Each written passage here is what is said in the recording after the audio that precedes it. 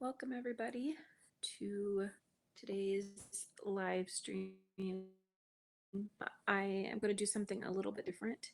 Normally I would do a question or a Q&A, and today I thought that I would talk about, as you can see, the title of the live stream is "Crying is not a sign or a feeding cue." Crying can be a sign. Let's say crying can mean that they're hungry, or they can be crying because they're hungry. But crying is actually a distress signal. Um, so I wanted to talk about crying. I wanted to talk about feeding cues today. And basically, that's what the live stream is going to be about. Um, Many times we would say that crying was considered a late feeding cue. So a baby that cries, um, this is a feeding cue, but it's a late one. It means that the baby has shown other signs of being hungry, but those signs went unnoticed, so now the baby begins to cry. But now we actually need to really look at crying as not a feeding cue. Crying, so they that weren't able to have, a baby, the only way they would feed is by crying. Say that a happy, content baby is a baby who cries.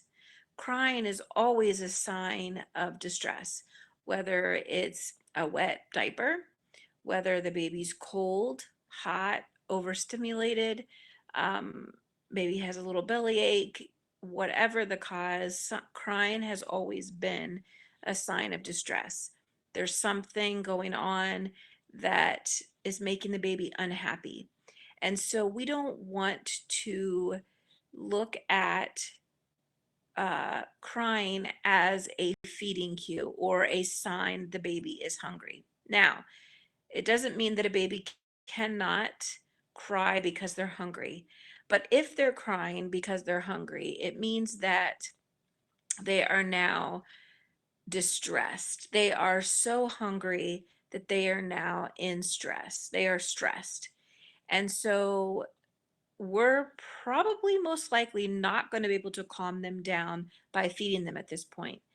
Now we're going to have to calm them down, whether it be rocking and soothing, skin to skin, whatever it takes to calm the baby down before we can then feed the baby, because now the baby is stressed. Um, and when a baby is stressed, it releases cortisol in the body. This takes about 20 minutes to be depleted from the body or to leave the body, this cortisol. So it can take a baby up to 20 minutes to calm down. And so during that time period, it could be hard to get the baby to latch, to get the baby to just to calm down enough to really just simply eat. They might latch, but then be frustrated still. And just calming down takes them some time. And so we want to figure out what those feeding cues are before our baby begins to cry. So one thing that we would want to ask our mothers, or one thing that I would ask you is, do you think, what do you look for in your baby to determine that your baby is hungry? Um, when I was having my babies, it was crying. If they woke up, I also knew by the time they were pretty much on schedule, every hour and a half, they would want to feed.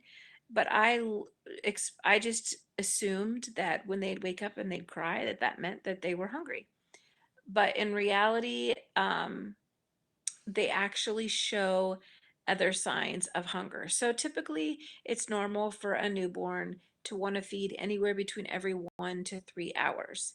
And so what you may notice during this time period, a baby may be, they may appear to be asleep, but they might have some rapid eye movement. So you might see their eyes closed, but their eyes, you can kind of see their eyes moving. They might lick their lips or do lip movements. They may grunt, uh, grimace, kind of squiggle, kind of move around, make noises. Their hands may be fisted. There are little different signs, and I will put a link in the description that um, kind of just explains further what these feeding cues are so that you know as a mom what to look for, because we do not want to look for crying. We don't want to wait for our baby to cry, because then the issue with latching, or just the issue with the baby being happy at the breast, uh, can cause a mom to think that there's something wrong, that she doesn't have enough milk, the baby's not getting enough milk. Somehow there's something going wrong with her milk supply or with her and the baby. And in reality, it was just that the baby waited too long. Mom did not maybe see the feeding cues. A baby who's extra sleepy, may be hard for them to show those signs of these feeding cues. And so mom has to kind of know what to look for. A lot of skin to skin will help mom learn what her baby's feeding cues are. Some babies will have the same, a certain specific type of feeding cues, and you'll learn those if you're holding your baby, if you're doing skin to skin. um, any of these things will help you learn what your baby's feeding cues are. But the purpose of this video today is basically just to inform you as a mom to research what a baby's feeding cues are, so what those signs are that your baby is hungry, the early signs, and to look for those when it's time to feed your baby.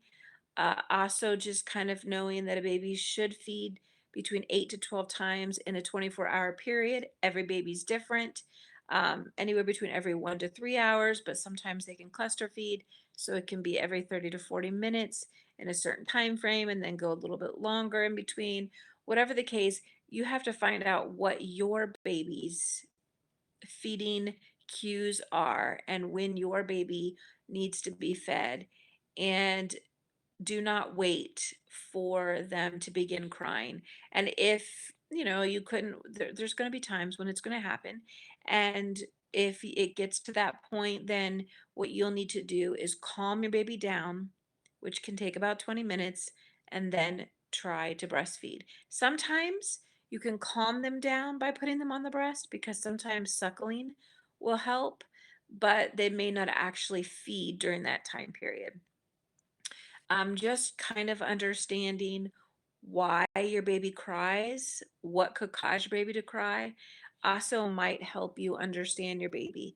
It may not be hunger, it could be there's just too much noise, there could be too much light, uh, it could be a wet diaper, we know, it could be some stomach, issues, gas, cramping, that kind of thing. It could just be that it's your baby's way of just getting some of that overstimulation out. But the more baby cries, the more stressed they become, and we need to do our best to calm them down. So we have to get out of that mentality that we want to let our babies cry it out, especially in the first few weeks of life. Of course, I know there is that method of like learning a baby learning to fall asleep on their own, but this would be a much older baby. We're not talking about a baby that is 3 months, 4 months, 5 months old. We're talking about newborns. Um, and, you know, it's very crucial to a baby's or to your milk supply if your baby is not feeding on demand. too much time is going by, milk is not being emptied, because that's really the key. But again, this video is basically, the point of it is learning what your baby's feeding cues are and understanding that crying is not a feeding cue. It is and can be a sign of hunger, but it is not a feeding cue. It does not signal that it's time to feed. There are feeding cues that come way before crying. Those are the signs that the baby is ready to eat. And crying is a sign of distress, which means I am starving, I am upset, my feeding cues were not seen, not met, and now I'm angry. And now it's time to calm the baby down first, and then once the baby's calmed down, then begin to feed.